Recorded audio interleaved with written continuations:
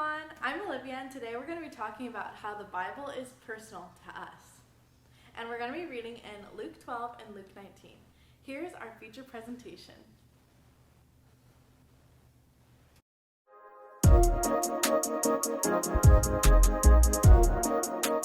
Hi, I'm Brennan Baker, and if you knew me, you probably know that I'm pretty into basketball. I'm kind of known for that. But what most people don't know is why.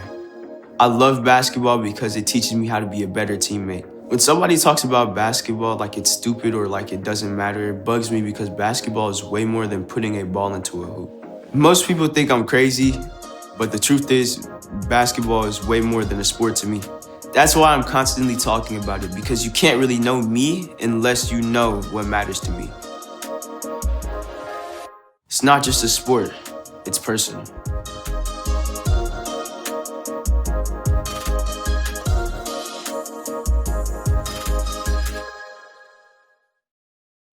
Let's start with an awkward moment, shall we? When I was a freshman in high school, I was a trombone player in the marching band. For the entire fall, I hung out with the other guys in my section at practice. Most of them were older, but for me, that was kind of cool. Okay, it was really cool. And our trip that we took during fall break was something I had been dreaming about basically since middle school. Every year, our band traveled to a nearby state for a competition, and we got to hang out with other people who actually like talking about stuff like playing the trombone.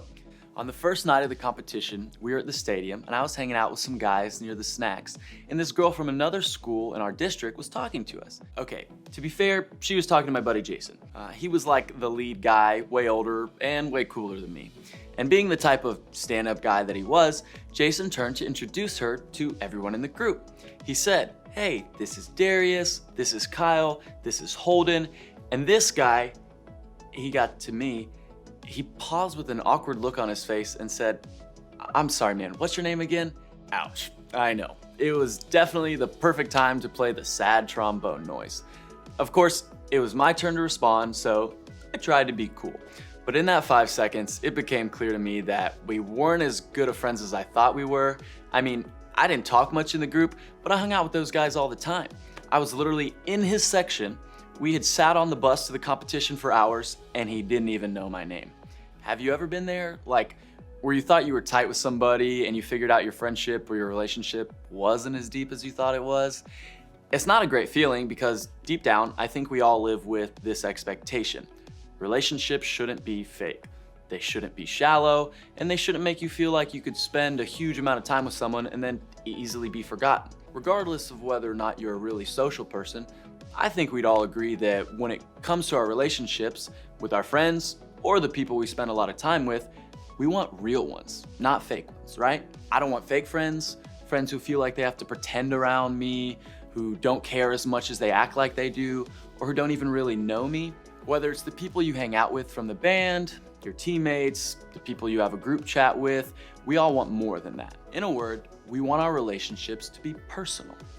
There's a cheat code, by the way, or shortcut to figuring out if a relationship is personal. It's easy. You know how I know if somebody's not personal with me? They call me some generic nickname like buddy or chief, or they say, "Yo, guy." You've probably experienced this kind of fakeness. Somebody acts like they care about you, acts like they're your friend, and they keep referring to you as guy or fam or something other than your actual name, the one you've literally lived with for years, because you guessed it, it's just like my friends from band practice. They don't even know your name. And people knowing our names matters, right? It makes us feel important, known. It makes us feel like there's a connection between us and the person who knows our name. Nobody wants a fake friend or a fake relationship, but you know what the opposite of fake is? Real, right? I totally agree when it comes to sunglasses, art, and anything else I buy from wish.com, the opposite of fake is real. But when it comes to relationships, I think there's a better word. Actually, I know there's a better word. When it comes to people, the opposite of real is personal. Think about it. Somebody can be real without knowing you personally. They can be cool without being close to you. They can even know something about you, like what math class you're in, or they may even notice something like what brands you wear, but that doesn't make it personal. Being personal puts somebody in a whole different category, and that's what this series is about. If I asked you to name everyone you can think of who knows your name, how many do you think would be on that list? And I also wonder, if you did make that list, would you put God on it? Here's the thing. Some of you may have grown up hearing that God knows your name.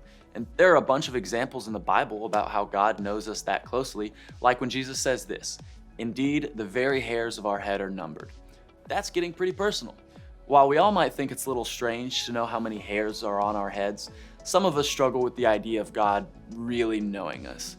Maybe you feel like, does God really know me? Or is he more like that football coach that just says, "Hey, buddy," for 4 straight years? But there can be a lot of reasons why you feel that way about God. You might feel like he doesn't seem personal because I can't see God and I can't hear him talk back when I do try to pray. Or maybe you don't really know much about God or even care much about God. So it feels strange to think that he'd know your name and care about you. Maybe you've met Christians who don't seem to care about getting to know you, so then why would God?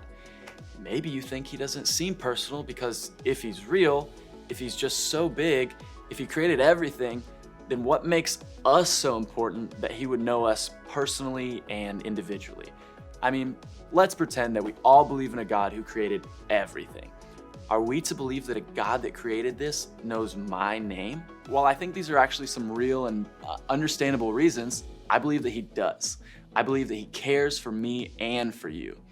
I believe that he knows not just my name, but he knows yours as well, and that he has our back. And here's why I think that. Fakeness is literally the opposite of how Jesus lived. He got personal with basically every person he met. He knew their name and their story. One of those people who Jesus interacted with that helps me believe that God is a personal God who knows our names is a guy named Zacchaeus. Now, we'll be talking about Zacchaeus for the next few weeks, so to give us a head start, Zacchaeus was a tax collector, which might not seem like a huge deal in our culture, but back then, tax collectors were basically considered scammers and traitors. First off, Zacchaeus was a Jewish guy working for the Roman Empire, an entire nation that basically bullied the Jewish people. That's bad enough, but tax collectors weren't exactly stand-up dudes. They'd always collect more than what was actually owed, and then they pocketed the rest. A tax collector was kind of like the guy that steals the money you're collecting for a school fundraiser so we can buy more energy drinks. And this guy was a chief tax collector. Not good, the worst of the worst.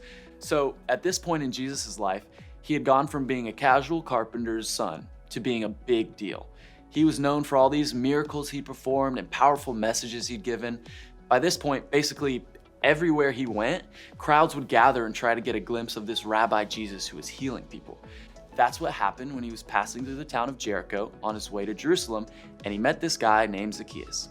Here's how the interaction is recorded by Luke, a guy who interviewed real people who witnessed Jesus' life and ministry. When Jesus came by, he looked up at Zacchaeus and called him by name. "Zacchaeus," he said, "quick, come down. I must be a guest in your home today." Zacchaeus quickly climbed down and took Jesus to his house in great excitement and joy. So let's break this down a little bit. Out of this giant crowd following Jesus to Jerusalem and the giant crowd of people in Jericho just trying to get a peek of Jesus as he passes through, Jesus stops and chats with Zacchaeus, maybe the most hated man in the whole town. This is such a huge deal. Getting this kind of attention from Jesus is crazier than if your favorite celebrity randomly started following you on Instagram and commenting all of your pictures. Not only did Jesus call out the guy who was watching from the tree, but did you notice that Jesus calls him by name? He didn't say, "Hey big guy," or "Hey you." He called Zacchaeus by name. Then, not only does Jesus call him by name, but Jesus invites himself over to Zacchaeus' house. Everyone else knows how much of an honor this is, and look how they respond. But the people were displeased. "He has gone to be the guest of a notorious sinner," they grumbled. Meanwhile, Zacchaeus stood before the Lord and said, "I will give half my wealth to the poor, Lord, and if I have cheated people on their taxes, I will give them back 4 times as much." Jesus responded, "Salvation has come to this home today, for this man has shown himself to be a true son of Abraham. For the Son of Man came to seek and save those who were lost." This was a guy they didn't like, maybe nobody liked. Nobody would have wanted to be seen hanging out with him, and yet Jesus goes straight toward him. But real talk, why do we care? Because this isn't just a story about Zacchaeus. It's about Jesus and how he treats people. He paid attention to the guy on the sidelines, the guy who annoyed everyone else, the guy nobody was noticing, the guy I bet nobody cared to try to learn his name, the guy that Jesus made sure to know and use his name. And by the way, he does the same for you. Jesus knows your name too. This is how God sees us. Yes, He is the God that created the whole universe and everything in it. He is the God who has always been around and our brain can't even comprehend. He also knows you personally. Okay, all this might feel a little ridiculous to you. Maybe the whole idea of faith feels a little cray, a little far-fetched. That's okay. Like Zacchaeus, the best thing for some of us to do this week is to find a way to see for ourselves what Jesus is like. Zacchaeus probably had no intention of totally changing his life when he first got up that tree, but he was just taking the first step towards seeing Jesus for himself. No matter what you think about God or faith or Christians, I want you to know this. It's personal because Jesus knows your name. For some people, that doesn't always sit well. You might have questions about faith. You might have doubts about that, and that's okay. But what would it look like for you to hop up in that tree to get a better look? To rethink or reimagine what God is like? To start asking some of those questions. Maybe those questions might sound like, what is God like really? What does God say about me? What does God say about the people around me? Basically, Jesus changed the way everybody thought about God. There's just something that happens when we recognize that this God of the universe is a personal God. It changed Zacchaeus' life. It's already changed the life of so many others, and it doesn't stop there. We've talked about how powerful it is to be known personally by God, that He knows your name, He knows you, and He cares about you. But if that's true for you, then it's also true for the person next to you, and your siblings, and your parents, and that kid at school you avoid, or that teacher you can't stand. Here's what I'm getting at. A relationship with Jesus is always personal. It's personal for you and for me. So let me ask this. How can we make it personal for others? Your piano teacher, your lacrosse coach, the person you know in science class, the girl who somehow always ends up in your group projects, the guy who gets on your nerves, your best friend's little brother, the guy who maybe forgot your name that one time. They all matter just like you. And here's why that's a big deal. The people around you may not know God cares about them personally until you care about them personally. The best way to do this may start with some of the easiest steps you've ever heard. First, learn their names. Simple, right? Second, learn the right way to pronounce their name. Here's something you should know. If your name is something like John, you may not have experienced something like what I'm about to tell you, and this is a bigger deal than you may think. You know how annoying it is when someone writes your name wrong on your Starbucks cup? Or that substitute teacher who reads your name off a roster in a super weird way? Now, imagine that happening every day or every week times 10. Awful, right? Third, use their name when you see them. I get it, this seems so basic, but that's why it's a big deal. Knowing someone's name is the absolute simplest thing we can do to communicate that someone matters. And if someone feels like they don't matter, it can also have a huge impact. So an easy way to do this is with people younger than you. Think about a couple years ago. What if you had some upperclassmen who genuinely took interest in you and your life? How would that have made you feel? Upperclassmen, do that for some freshmen or sophomores. Freshmen and sophomores, find some middle schoolers you can invest in or at least begin to call by name. We have a personal God. He happens to be a personal God who is also mind-blowingly powerful, ridiculously creative, and overly graceful. But He still knows your name and He calls you by it. One of the greatest ways that we can point people to this kind of personal God is by modeling what it looks like to be personal with others. That's why we have small groups, by the way. We believe every person here is loved and known personally by Jesus, and because of that, we want you to always have a group of people who know you personally, who know your name and know your story. No one should come in the door and feel like they don't fit in or nobody knows them. Jesus always made it personal with the people around Him. And you can too, by simply knowing their name.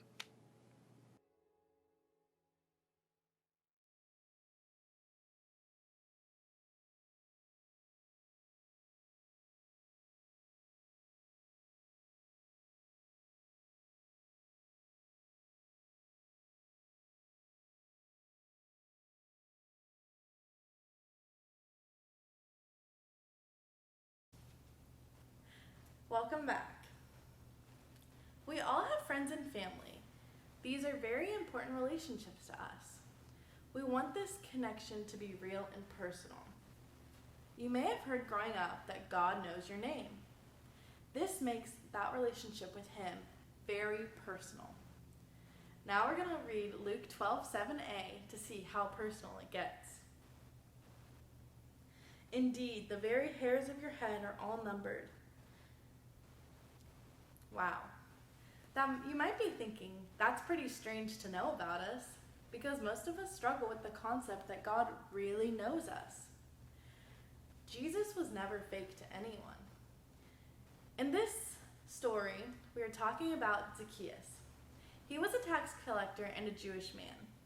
He was probably the most hated man in town. Let's see what Jesus has to say about that. Luke 19, 5 and 6. When Jesus reached the spot, he looked up and said to him, "Zacchaeus, come down immediately. I must stay at your house today." So he came down at once and welcomed him gladly.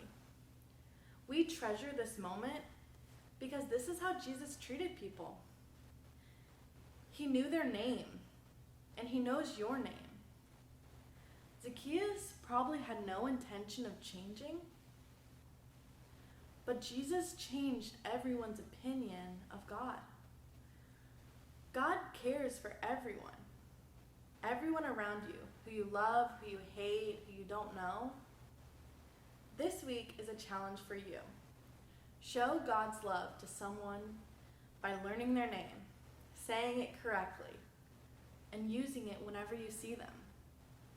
We have a personal relationship with God, and it's personal because he knows our name. All right, now we're going to pray it out. Dear God, this week, please give us the strength and courage to ask someone's name, to learn it, to know it, to use it whenever we see them, because we are trying to show God's love in every way, shape, and form. And please keep us safe from Corona. Amen. Bye, everyone. Have a great week.